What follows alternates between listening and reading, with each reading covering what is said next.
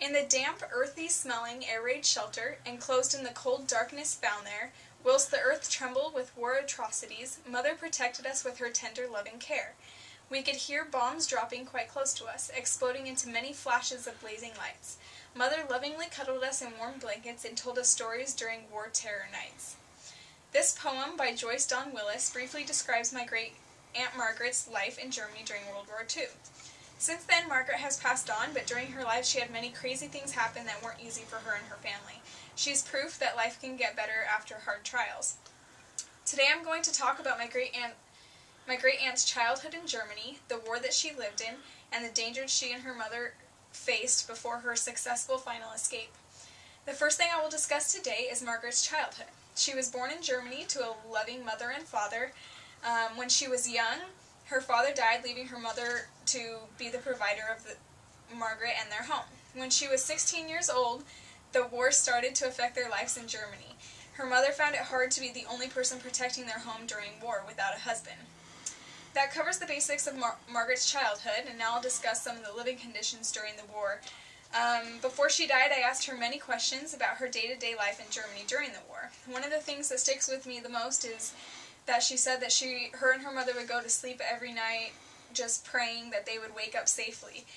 She told me that she remembers her mother packing 2 suitcases, one for her and one for Margaret, and leaving them by the door just in case they had to make a speedy escape if they came into danger.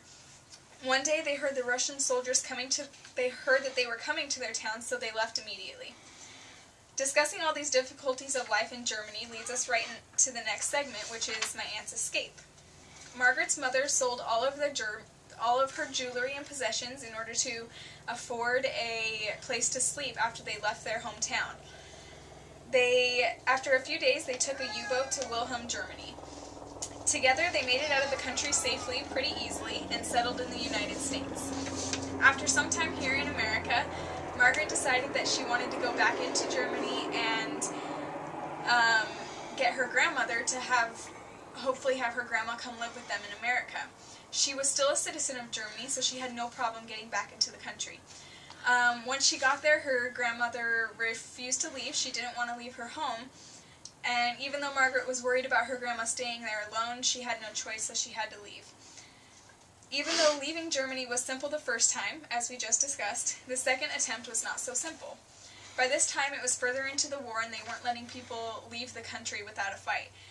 Leaving her grandmother behind, Margaret left with a small group of people, including a small child. For an hour they crawled in tall grass silently under tall watchtowers where if the guards on the towers saw them they could be shot.